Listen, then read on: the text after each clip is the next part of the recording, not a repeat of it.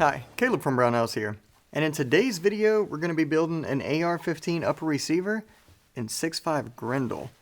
So this is kind of happening to answer the question, is like 6.5 Grendel still any good? I'm sure it's still just as good as it was back in the day, but honestly the reason I kind of wanted to attack this is because 6.5 Grendel was like one of my favorite original like non-223 5.56 AR calibers.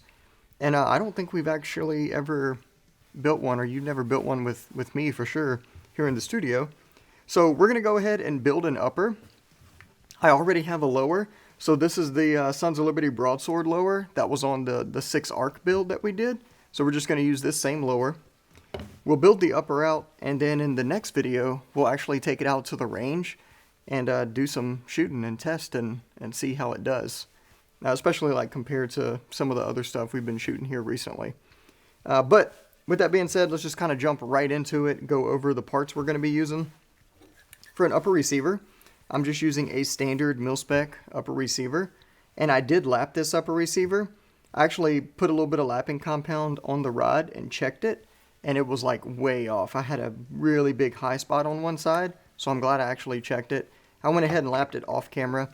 If you want to know how to lap an AR receiver, go check out our full video we did on that. It goes through the process in detail. So without making this video too long, I'll just skip over it for now.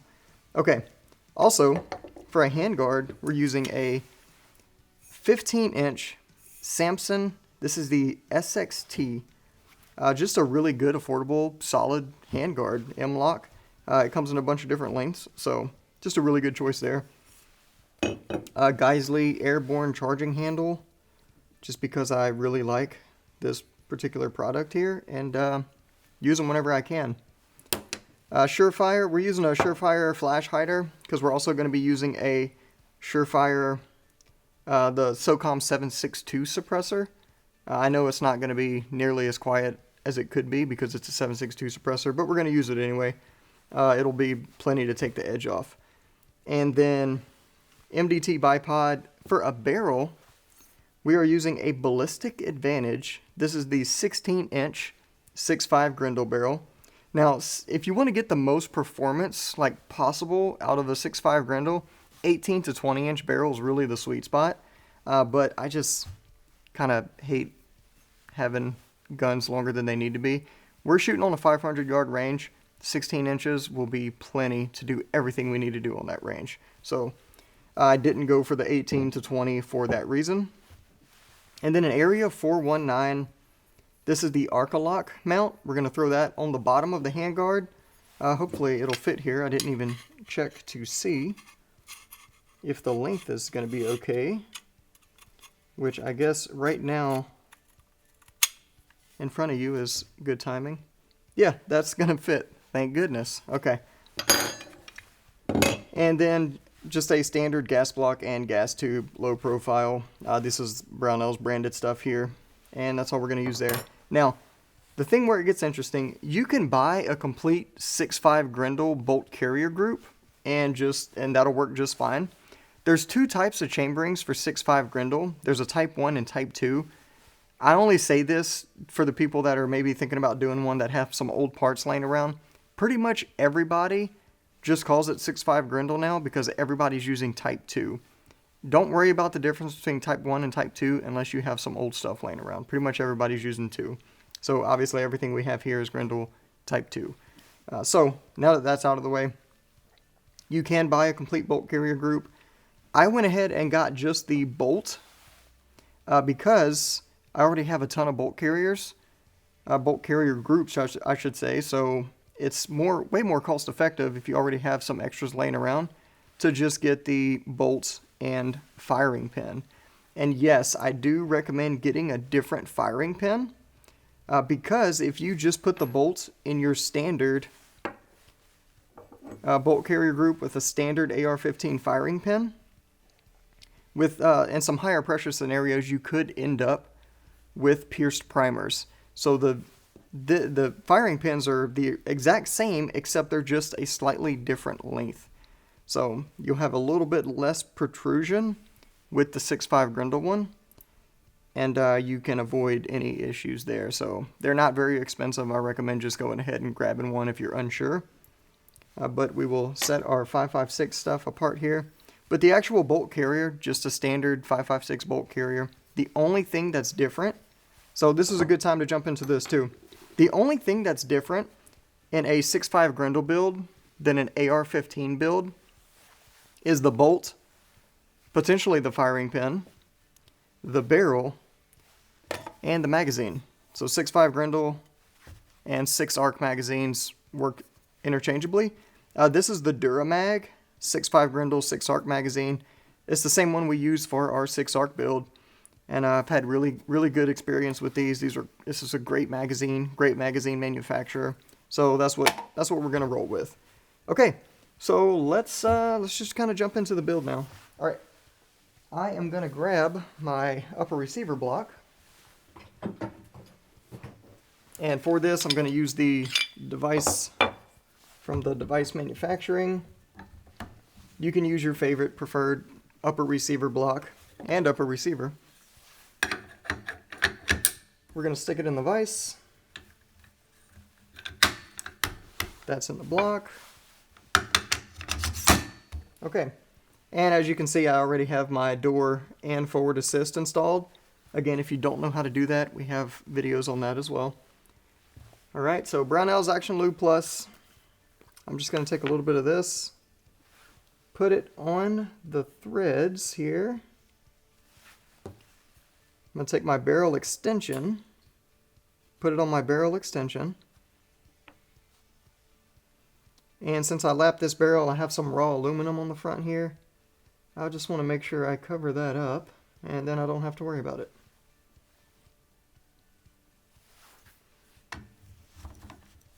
Alright, we're going to press that into place. And then just kind of make sure we have some grease on that front shoulder of the barrel extension, as well as the threads of the receiver. And we can get our barrel nut ready.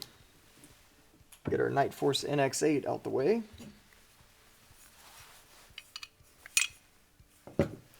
Alright, so Samson does provide some tools for these here. I'm only going to take out their barrel nut wrench. I don't really care to use the Allen keys here, especially when I have Brownells magnet tips.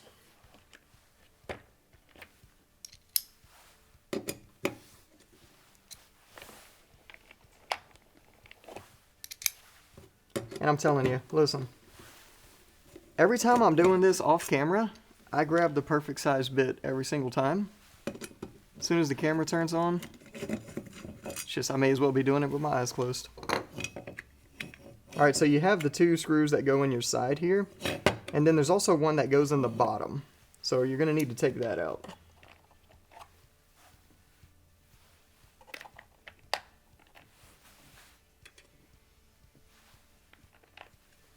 There, got it that time. First try.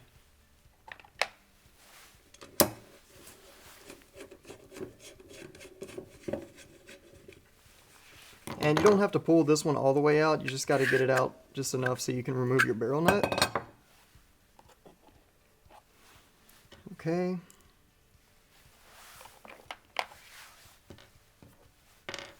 And then you can take your barrel nut, slide it over, and tighten it down.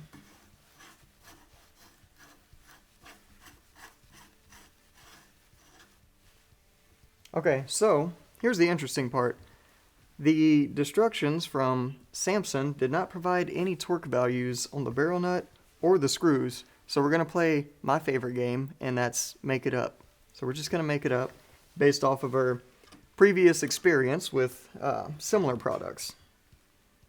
So for the barrel nut, I'm going to grab my barrel nut wrench and a torque wrench.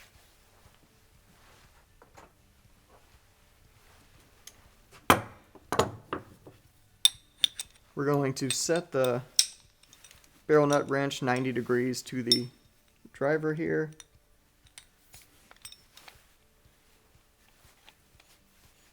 And I'm going to go ahead and kind of get these threads married up, and I'll tell you how to do that. And what we're going to do, I'm going to go ahead and set this to 50 foot-pounds. And I'm going to do this similar to how like BCM does it. So I'm going to torque it to 50 foot-pounds. Okay.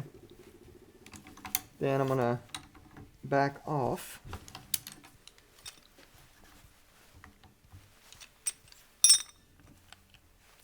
And then we will go to, let's call it 65 foot-pounds.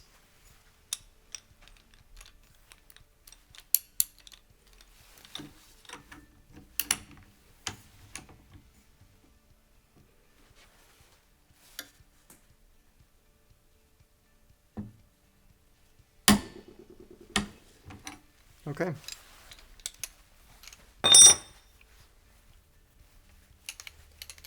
And we are good there. Now what we'll do is install our gas block and gas tube. So I'll just slide this right over.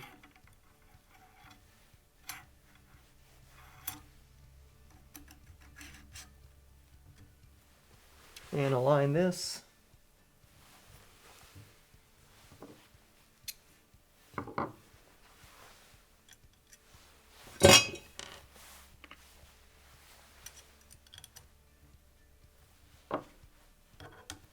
And what I'll do is actually give myself a little more room to work here. I'm going to tighten down the back screw first. Alright, then I'm going to loosen just that screw. And I'm going to use my screwdriver to set my alignment here. And essentially what I'm doing is just making sure my gas tube is perfectly in the middle.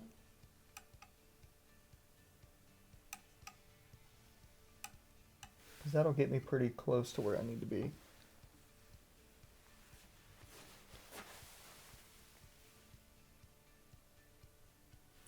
Then I'll just kind of double check it there.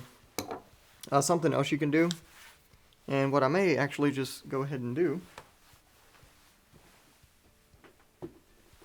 is you can use a Borescope. Borescopes nowadays are super affordable, and they are the perfect way to check your alignment. Let me see if this one has charge. If not, I'll grab another one.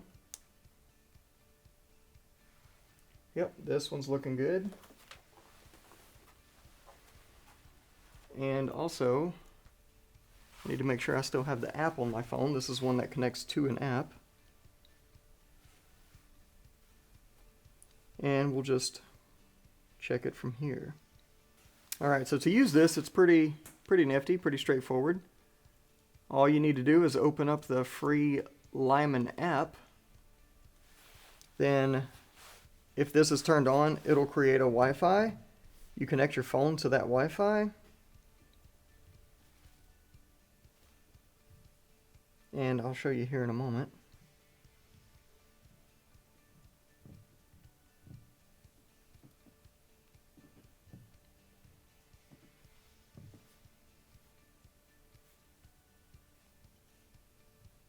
All right.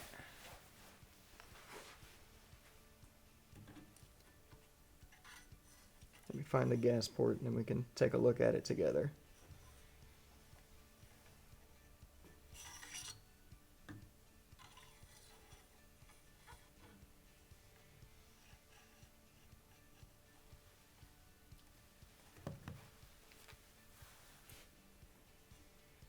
All right, so there we have it. That is our gas port. And actually what I'll do is I'll set this right here. Well, I'll set it somewhere where we could both see it, preferably. I'll just leave it like that. Okay. And then I'm going to rotate this gas block so you can see the alignment here.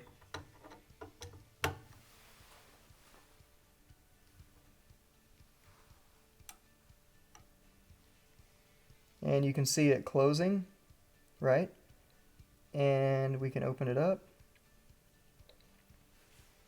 And then we can see it closing the other way, and of course we can open it back up. All right.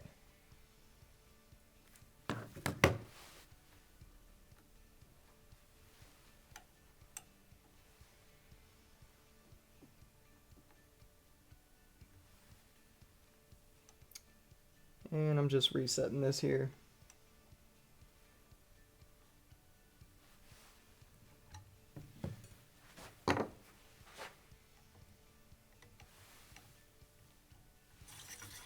All right, then we can take that out. Like I said, these are super affordable. I'd recommend getting one. All right, so now I'm gonna go ahead and tighten up that rear screw as well, or the front screw, depending on which direction you're looking at it.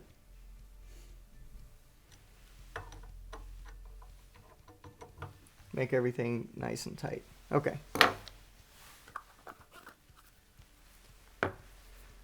Now we can finish installing our handguard. So if you notice, the Samson handguard has this, what's called a bias block on it. It's just a block that goes around your gas tube. And really all it does is just kind of help guide your gas tube into your upper receiver, so that if you have a gas block that's like way off, which you shouldn't because you should be using this technique or something similar, it keeps it going into the receiver straight, so you don't end up with a gas block that's pushing to one side or the other once it's in the upper receiver. The reason that's bad is because as you shoot, your bolt carrier group is going to go into that gas tube is going to go into that bolt carrier group. I know I said gas block, I meant gas tube. You know what I meant. And then it's going to wear unevenly on one side than it is on the other. And that could cause some long-term issues. Okay. So we're probably going to need to remove that. We're definitely going to need to remove that. And you just undo this screw on the top here. It'll fall out.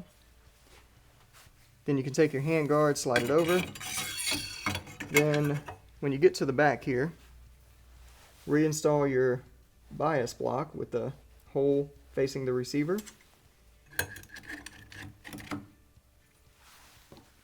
Reinstall this top screw.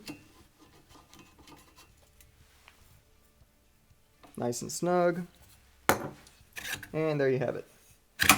Okay. I'm actually going to go ahead and tighten down that bottom screw first. And I'm going to go all the way tight. Alright, now I'm going to back off. I feel tension on it. I'm going to back off just a little bit.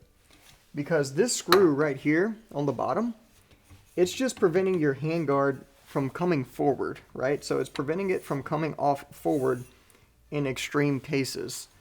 So if you really, like, you don't even really need that screw unless you want to make your gun bomb proof. That's all that screw does. So it's not the torque or the pressure on the screw. It's not the screw grabbing anything that keeps it in place. It's just it being there that keeps it in place. Kind of like me at your mom's house. I'm just kidding. Don't call the tech line and complain about that one. Okay. So what we need to do at this point is just put in the two side screws. Again, they didn't give us any torque values, so we're just gonna make them up. I'm gonna use a Vortex torque wrench just because I like this one. And we're gonna go, let's see, that's probably an 836 screw, I would guess. Let's just go to, let's go to 40 inch-pounds and see what that feels like.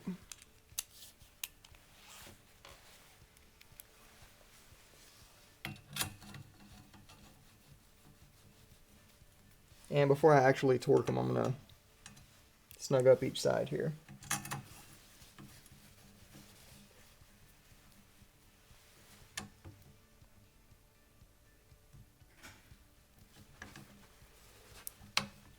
And let's see how that's going to go there.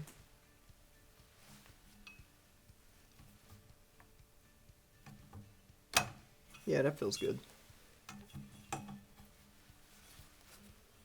We'll do 40 inch-pounds on that. That feels okay. All right. Now I will just lightly snug up this bottom screw now. That's it. Okay. And I snugged it up just enough so that it's pushing against the aluminum on that barrel nut so that it doesn't just walk out under recoil. Okay, now we can install our muzzle device. As I mentioned, we are using a SureFire flash hider. Now I will note, on this 6.5 Grendel barrel, the barrel threads are 5/8 by 24, okay? So when you're selecting a muzzle device, make sure you select one that is 5/8 by 24. And if you're not putting a suppressor on it and you're doing a muzzle brake, you'll get the best results if you get one that is 6.5 specific.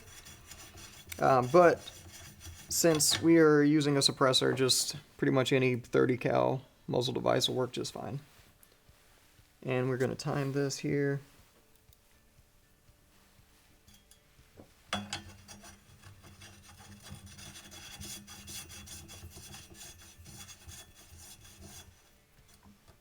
Cool. All right.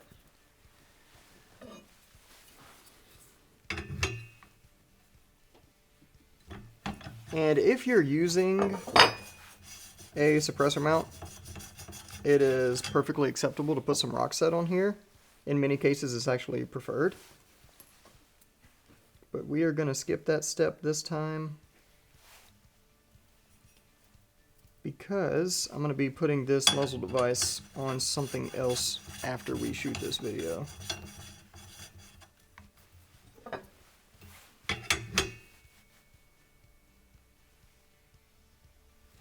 I can do one more of those small shims.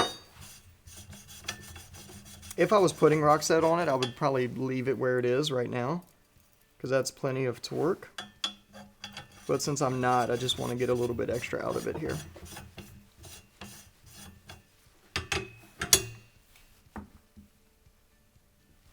Perfect. Okay. Now let's put our optic on. So we're using a Nightforce NX8. This is the 2.5 to 20. And we already have it in a Midwest Industries mount.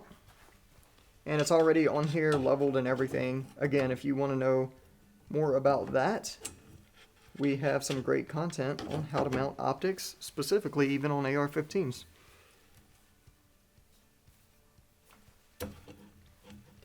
And I'm just kind of checking the tension on this. Yeah, that's way too loose. I'm going to tighten these down just a little bit here. Tighten down one notch.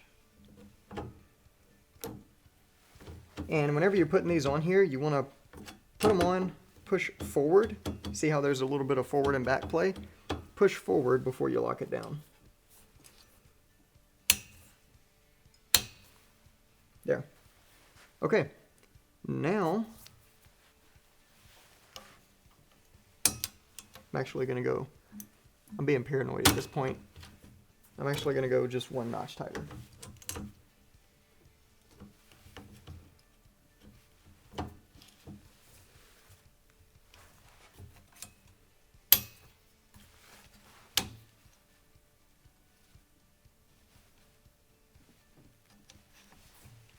Okay, great. Now, we need to install our 1913 rail on the bottom.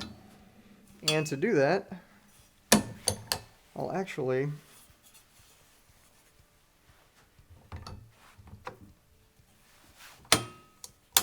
just hold this vertically.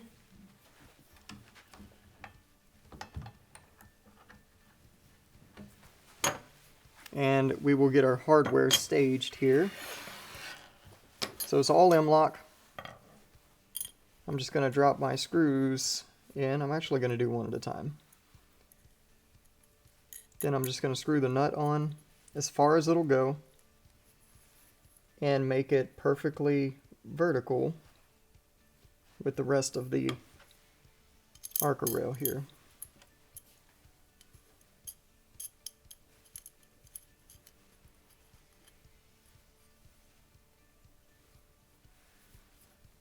And I'm going to do that for all 4 screws. And if you're somebody that struggles with installing M-lock accessories, just Google or look up on YouTube how to install M-lock accessories. and it'll take you right to our video. Let's see what size I need for this here.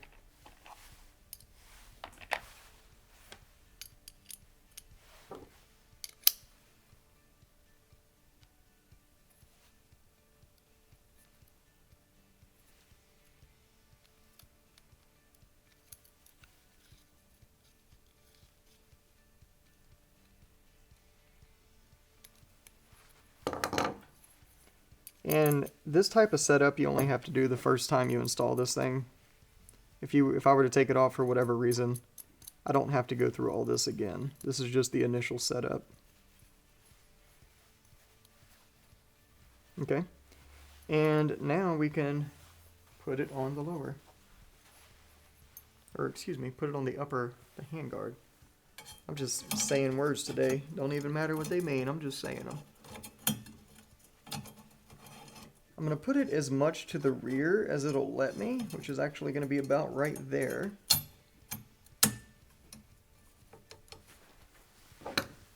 Now I'm just going to tighten it down.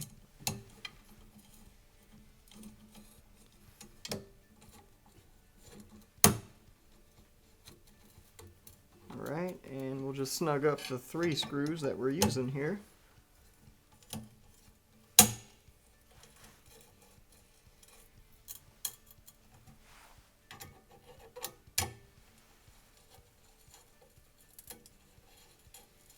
And the reason I'm using such a large piece of Arca in the first place is so that I can use a bipod or a tripod. Okay, so now that that's together, we're going to go ahead and assemble this bolt carrier group.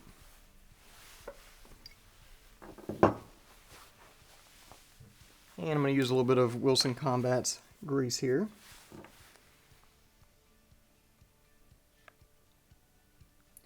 Put some of that on my bolts.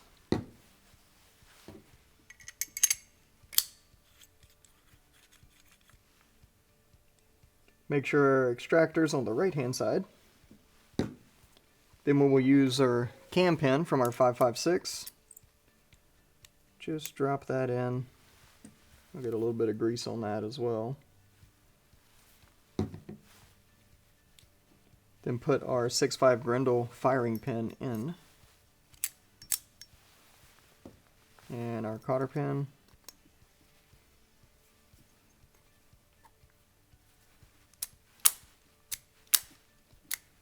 Alright. Charging handle.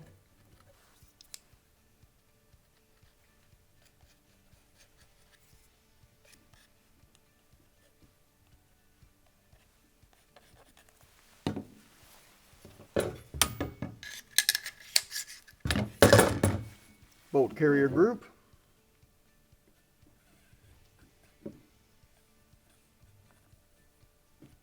And if you're like, Caleb, slow down, I need to know how to lubricate this. We got a great video on that specific topic. Tells you the what and the why. Okay.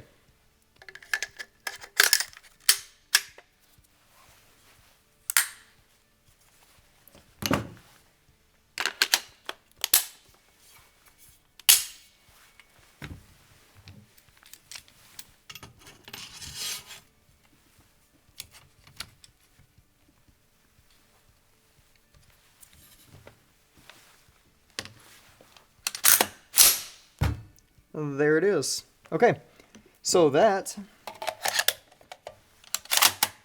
is our 6.5 Grendel upper build for our AR. Now, join me next time whenever we take this thing out to the range. So we'll go shoot some steel and see how it performs. So if you have any questions, comments, concerns, anything of that nature, feel free to post them down below in the comments section. As always, if you need help with anything for any reason ever, feel free to give us a call on the tech line. We'd be happy to help you out. Thanks for joining us, and we'll see you next time.